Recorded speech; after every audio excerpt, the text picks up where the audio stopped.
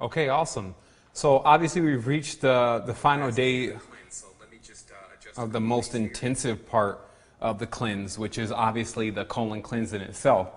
And so, yeah, I actually been running around myself today, getting the house restocked again with some food. And I thought the most important thing to do to talk, well, actually to talk about today very briefly would be about what you should be eating, because of course there needs to be some level of maintenance to your system. The other thing about cleaning your body is that it's a consistent process. Obviously you can't clean everything out within one cleanse. You get a great deal of it, and then now you need to work with your body at finishing off what it needs to cleanse. Likewise, obviously you can see the benefits of cleaning the colon, and there's a lot more organs that actually can be cleansed. So obviously that's what the internal cleanse part of this is about, which we'll be going on.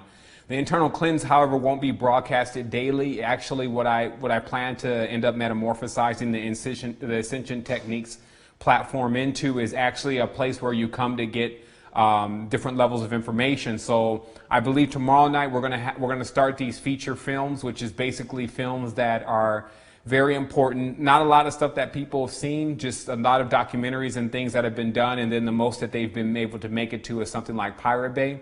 And those documentaries will definitely be about food and about different things going on in the food industry. So the next time that you do go and eat something, you'll be a little bit more conscious to what you put in your mouth. It's a major thing as far as just expansion in general in this world, just to take responsibility for what you're doing to your body.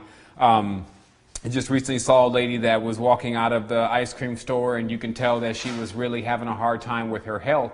But you see that doesn't stop her from getting another ice cream. So what you're actually looking at is you're looking at when the mind and the taste buds and all the rest of the stuff has overpowered the body and the spirit so much that it's going to actually put in something that will hinder them.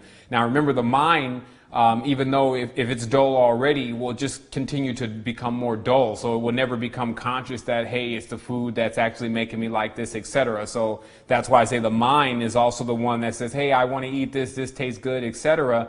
And then the body, of course, having to pay for that. So we have to realize that this entire level of our expansion is about us just basically becoming self-substantiated to the best of our ability, meaning to become more conscious of even every single breath that we're taking. So let me just check really briefly. Okay, Roka said it's maybe a little bit silent for him. I encourage you to turn up your volume, which you'll see on the actual platform itself. That's probably where your sound issue is coming from, because it looks like to me, let me just test it really briefly. Okay. Yep, sound's coming in loud and clear. So what I've done is I obviously run out really briefly to the store. The thing with Costa Rica is that when you're going to get organic food, depending upon what area you're in, there is an actual company, or it's not even really a company, it's more of just really good people that decided to start getting organic food to all of Costa Rica. But you actually have to go and pick it up. So next week on Tuesday, we'll actually be going down to Nosara to pick up some organic food, because that's the closest place from here. So it's about an hour and a half away. But generally, if you're living in any of these populated beach communities or in town, etc., you'll have access to organic food. But in my case, it's not as accessible unless I go the specific times of the week. There, of course, is a market here every there's a market here every week, and that's, or even during the week, and that's called the Feria. It's basically where they bring in all the vegetables, and people who've seen that video that I shot a while ago, they're familiar with what that is. That's basically that Costa Rica is obviously a large agricultural country, and so many people bring in their vegetables and fruits and things and sell them on Sunday or Saturday or whenever the event is taking place.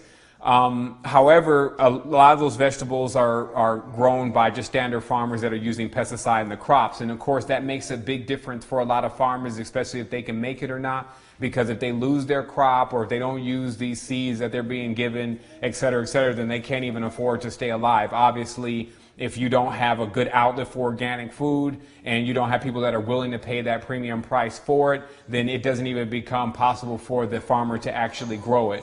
So also the baby's in the studio today. I will let you know that. That's another reason why I'm having to speed through today's show, and there's kind of a few things that are quite behind just because I've taken out the time to just continuously do these shows daily. So I do actually have a 2 o'clock meeting with someone that's very important, but I wanted to make sure what is most important gets transmitted today, which is that diet. So what I did was I bought somewhat of a variety of food just to give you an example of what you can do in these categories of food. And the most important thing that I felt was to be practical, because obviously not everyone has access to a Whole Foods. Of course, we don't have one here either. But if you're in the U.S., you're in just, a major hub, you're in an extreme advantage over many people, because now that eating well and eating what's great for your body has become more important, then there's at least outlets to actually get that. In certain places, though, you won't find those outlets at all. So you have to refer to something like Amazon, which provides everything that is sitting here except for probably the vegetables, but mainly in regards to the staples. So we'll begin there. I just want to talk about a few foods that will allow you to bridge the gap between what you're doing now and what you need to be doing. And so we'll start with something like breakfast. Of course, breakfast is generally filled with something like oatmeal at best, which of course oatmeal has a lot of gluten in it. Even though it's been recommended as one of the best cereals, it's actually not, especially if it's not really good high quality oats. So what you're dealing with is that during breakfast, you need to be trying to utilize something like quinoa. You can use this as a hot breakfast cereal. Of course, you have access to all your fruits. And then more than anything, it's the smoothies, which I showed you in the beginning of the program. I had a lot of jars and things out with different substances like maca, and then of course a base protein from where I grab mine is of course Sun Warrior, and there's a plethora of other places that have organic protein. So what you need to be working with during breakfast, just to kind of get into it and then be done with it, is you can utilize something like quinoa in a smoothie, and then you're ready to really deal with the day and even go to the gym, because you don't have so much stuff in your stomach where you can't work out, and then you don't have so much stuff in your stomach that's dragging you down, making you sleepy so you can't think. So moving on from there, I've also included here just the coconut, because obviously the palm tree generally is never manipulated. Like it's never, because palm is a very resistant tree and the coconut is very resistant fruit. It doesn't really take any pesticides to actually keep the bugs and things away from these plants. So another thing that you should think of is that there are also obviously other there's obviously other plants other fruits that will have less pesticide because they don't get attacked as much. Like here in Costa Rica, most of the papayas that you'll find, probably 80% of the papayas are organic, because those trees are just growing everywhere. Same thing with the mangoes. All those trees are just growing even on the side of the road. So it's not hard to find those kind of substances in the organic form. Moving along, you have stuff like a tahini, which of course is ground sesame seed. Inside of the sesame there's a smaller seed, and they take that seed and they grind it, and it comes out as a cream. And you can use this as a way to make salad dressings, dressings for your sandwiches, and things that actually that taste good and will still give you that flavor that you're looking for to make your food taste good. Now remember, this is not someone that is an expert at dietitian and whole foods and organic foods that's trying to explain this to you now. I'm not going to give you the full concise explanation. I feel like there's many people, especially on the internet, that can really give it to you as far as how much information you need to know about raw foods. I'm just giving you a simple kind of a guideline to go by when you do hit the market and you decide to make your purchase for some food.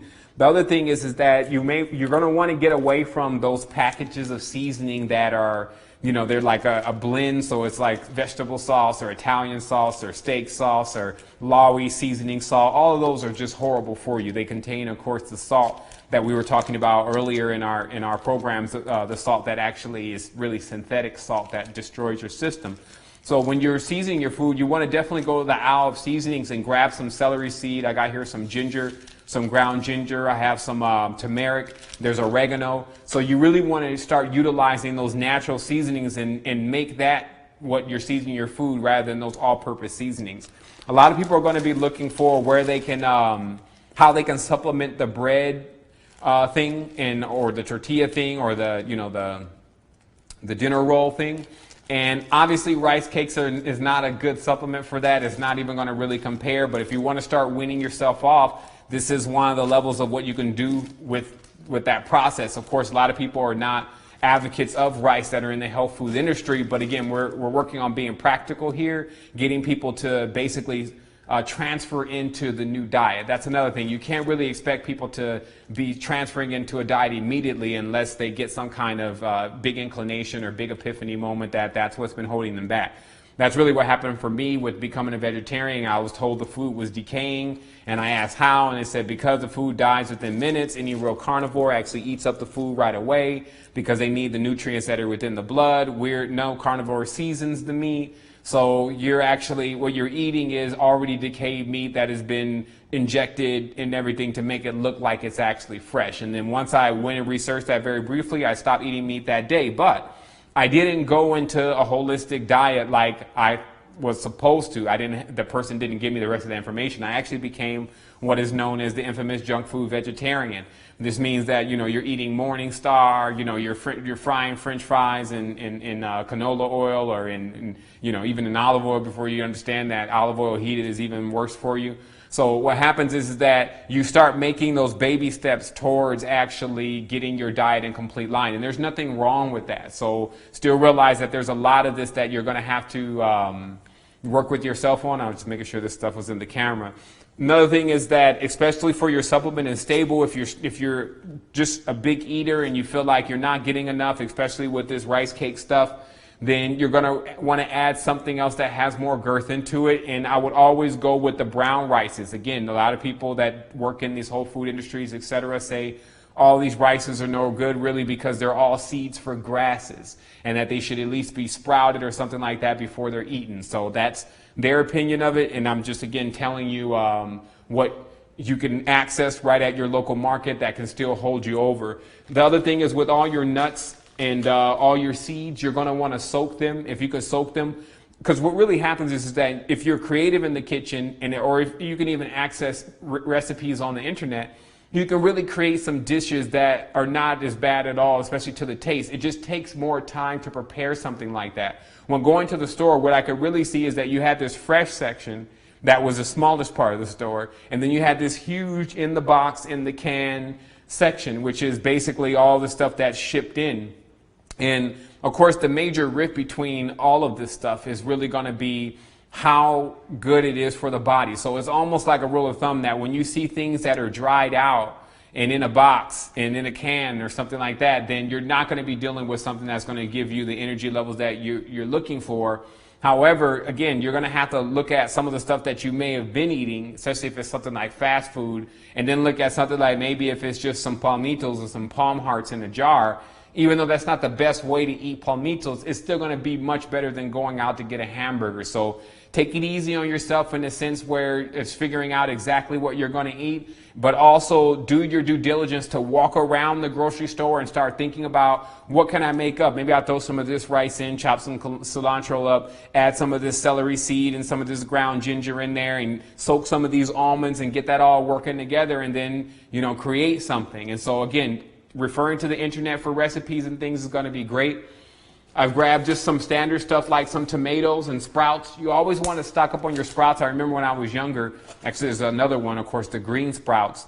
I used to hate those sprouts. I used to throw them in the sandwich. But now I found out that obviously they're not as, to me these days, they don't taste as bad. So you can really get a nice sprout thing going on. And again, some people listening to this conversation like, none of this stuff sounds good to me. But again, what you're doing is you're working on establishing a relationship between your mouth, the vortex, the black hole, and your stomach, which actually has to process in their organs and their body, and which actually has to process all this stuff and is in many cases failing to do that. So what happens is that when you see yourself, as I said earlier, eating something that is causing damage to you, there's an underlying problem there. It actually means other things on a much more deeper level because you're not really at the stage yet where you're willing to say that if I can really help myself, I will.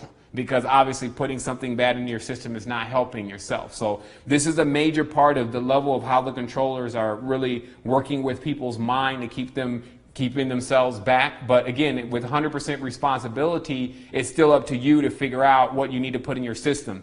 The other thing is that realize that, especially with the ancient cultures, they spent most of their time figuring out exactly what they were going to eat and how they were going to eat it and cultivating it. So there was an entirely different relationship between man, woman, and food before than it is now, because obviously a lot of this stuff, or all this stuff, is bought to us, and we don't even have to go out and really do much to cultivate it.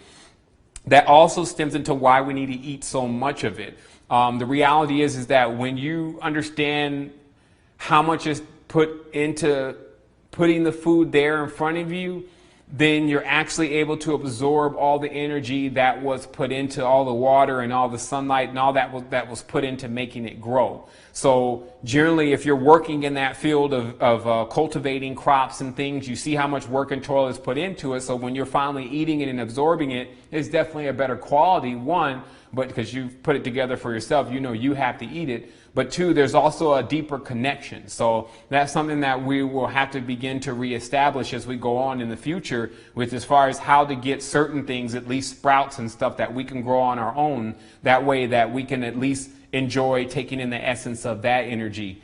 The other thing is that never be afraid of grabbing, and you'll see these a lot. This actually is just salvia or sage. Never be afraid of grabbing some of these fresh seasonings that you'll find in the same section that you'll find your fruits and vegetables in. That's of course a lot more better than some of these that are already dried out and things.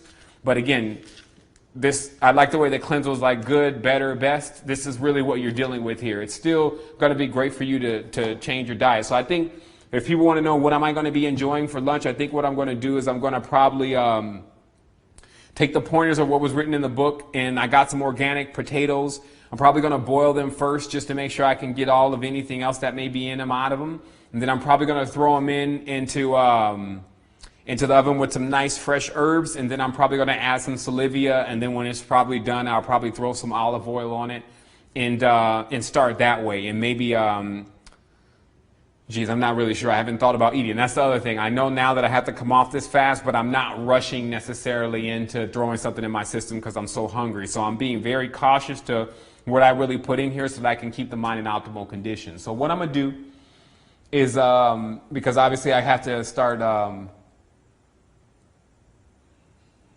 have to start preparing for this next meeting that I have. It's just an actual business call that the people have been really waiting to talk to me. And of course, I've been on the cleanse, so I've been like, hey, you guys got to wait till I get off the cleanse. It'll be on Tuesday. So I set that for 2 o'clock. I did want to start going over day 1 because obviously I'm going to keep going with the internal cleanse. And you'll hear me chime in about different things with the internal cleanse as I'm going through the shows that are scheduled for this week. Obviously, there's a show scheduled for Friday on Truth Frequency Radio, and there's also a show scheduled for Sunday on Astro Quest. So I'll be I'll be bringing it this week, and as I'm bringing it, I'll still be going through the cleanse, so you guys will hear me chime in about it. Obviously, it's the last day for those that were of the, actually we'll talk about those that were on the first group that started first. They will be on the pre-cleanse. Actually, I believe it depends if you took 1, 2, or 3 days, but you may be ready now to start your first day of the internal cleanse. So I'm just going to address those people. You may have one more day, or you may be ready today, or you may have already started. But obviously, before breakfast, you're going to take the toxin neutralizer. You'll find that in your box. You'll take the liver and the gallbladder. Well, excuse me. Before breakfast, you'll take 1 capsule of toxin neutralizer, 1 capsule of liver and gallbladder rejuvenator, 1 large para cleanser, 1 capsule of that, and then 1 dose of the large parasite cleanser tincture, which is in the bottle. That's called the cleanser 2. And then a small parasite cleanser, 1 dose of that, which is also the tincture. And so what you'll notice with this is that you really need to be on top of understanding exactly how you're going to take these and just lay them out for yourself. So that way it doesn't become really confusing for you, because as you'll see when you move into lunch, you're going to only take 1 toxin neutralizer capsule, 1 capsule liver and gallbladder rejuvenator, and 1 large parasite cleanser.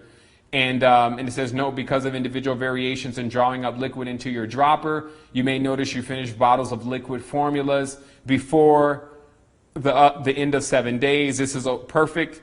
Continue with remaining formulas as directed. So if you run out of some of the tinctures a little bit earlier before the 7 days, understand that that's generally a little bit normal, because it's about how much you're putting into that dropper. And then before dinner, there again is an entire array of capsules and doses that you need to take. And then in the end, you need to take your digestive stimulator number. And then before bed, you're going to go ahead and take a drink of the toxin absorber and a packet of that and the friendly bacteria replenisher. So as you can see, the internal cleanse is going to entail you keeping up a lot more with exactly what you have to administer to the system. But at least the benefit of it is that, well, I don't know if it's a benefit or a drawback. I wouldn't even put it like that. But you won't actually be on the fast, so you won't be dealing with the entire hunger component. But again, if you're going into the internal cleanse, it's very important that you listen up today about some of the eating pointers if you haven't already started improving your diet, and realize that the more toxins you put in the body, when you go to utilize the next level of cleanse, the less effect it's really going to have, because it's going to get absorbed into all of that stuff that you're actually eating. So just contemplate what you're doing before you do it. It's going to be the easiest way to get through it. Obviously today, which I haven't ate lunch yet, I'm going to have to fix lunch for the wife today, because she's of course been on the fast, and I have a tendency not to eat sometimes anyway, but I don't like to impose that on everyone. So I do want to be able to get in there and do something, whip up something real quick. So I'm going to take this last 5 minutes. So of course for lunch, fresh salad, steamed vegetables, brown rice, baked potato, anything like that in small portions is going to hold you over. Remember, the whole thing is to slowly introduce food back into the system, because you don't want the organs going into some level of shock, like they haven't eaten anything, so they're probably at the beach right now chilling out. So if you're going to now put food back in the system, they're going to have to, it'll be aggressive for them if you put foods that are toxic right back into them. It's almost like with anything that you're dealing with, if it's not used to it and then all of a sudden you put it back in there, and then based on the ingredients, science, whatever you want to use, that the ingredients are not okay, and you throw it right back in the system, you could throw your system into some level of shock. So really you want to go like this with putting food back into the system. And you'll notice that the longer fast you do, the more difficult it is to introduce food back into the system. Even after a 12-day fast, one time I ate a piece of avocado and my mouth started stinging and everything, and I had to spit it out. And I was like, what's wrong? And they was like, yeah, you can't eat any kind of acidic foods right away when you've been on a cleanse that long. Your body is not even adjusted to, and your saliva and all that stuff's got to get readjusted. So just remember that. So everything is pretty much the same with understanding the last day of this. Obviously, you're going to take a toxin absorber package tonight. For those that were on step 3, which is actually today, excuse me. And then for after that, which is tomorrow, you're going to now start the first day of the pre-cleanse again. This time, of course, not having to go through the fast or backing down the food, but watching your food intake, and then you're going to start the internal cleanse. Basically, you got to stay away from the sugars. Everyone's pretty much aware of that, but some people don't understand how serious it is. So I'm going to show the video tomorrow so that you can get more insight on exactly why sugar is, looking at the bandwidth here, sugar is such a dangerous chemical for the system. Honey, if you just have to have that sweet taste, realistically, I've never, because I've been utilizing honey for a long time if I need anything that has something sweet to it. And I've never seen anything that I really couldn't introduce honey into that was just going to throw the taste off of it so much that it wasn't going to be worth it. So you do have alternatives that are not as bad for you. Honey is more like a medicine in many cases, so they do talk about introducing too much honey into the system. But realistically, again, good, better, best. Honey, white sugar versus honey. You see what I mean? Obviously, there's no competition. So you're going to want to put in some honey into your things if you need to get the sweet thing out of your system. So I heard someone mention that. Another person has a question about what do we do about social requirements for eating, like meeting with his boss, requiring him to eat toxic food or potentially causing a bad impression. The reality is that most of the time it doesn't cause a bad impression. Generally, when someone sees that you're a lot more astute at paying attention to what exactly you're eating, they generally feel at that point somewhat level, because they know that they're eating things, that it's a common sense that they're eating things that are actually not benefiting them. And so any boss that has an employee that is actually eating the right thing can only see that employee as being more clear and more in tune with not only themselves but also the company itself. So if it needs to be explained that way when they say, hey, why are you eating that funny stuff? I wouldn't, unless you're going to lose your job. I mean, then you just have to start realizing where you are and whose dominion you're under. But reality is that I wouldn't conform to someone else's peer pressure or criteria and damage your body just for the sake of appearing like you're normal in front of them. If it's going to cause a major issue, then of course you have to use your own discretion. But realistically, people that eat anything are always more respectful of individuals that do watch what they eat and then actually ask for pointers and things and stuff that they could weed out of their diet in order to get better. So remember that sometimes it's not always that they expect for you to eat this stuff with them and they'll feel like they're alienated if you don't. Sometimes if you show them that, hey, I just don't, I don't eat that stuff, especially if it's anymore. Like I don't eat it anymore. I got to do something new this year. It's always good to come in like that because it'll be the same thing that the other person has been thinking about. Trust me. Some other people were talking about agave and coconut sugar as being ideal sweeteners. Exactly, especially agave is definitely great sweeteners, and those are also available on Amazon, as the person pointed out. And someone said almond butter also. It's quite tasty. It's good, better, best. If you can actually get some almond butter, it's going to be a lot better than you using some type of corn syrup. Someone is asking, do they still have to use distilled water with organic sulfur? Of course, the organic sulfur mixture is an entire ingredient thing. Actually, you can refer to Luis or Hull on the Resistance website, and he'll be able to tell you more about that. I can't really get into it with you because I haven't utilized the sulfur yet. But as far as the distilled water, yes, you really do want to keep that clean water going through the system. Again, if you have an opportunity to get a water distiller, it's an excellent investment because you can make as much water as you want. Then you can start incorporating into preparing your foods and things with it, which we talked about yesterday is generally the drawback of a person who's attempting to utilize purified water is that they generally won't cook with it because it just takes too much water to boil things in, et cetera, especially to throw that water away. So if you have a water distiller, you have access to this clean water all the time, and so it becomes very beneficial for you.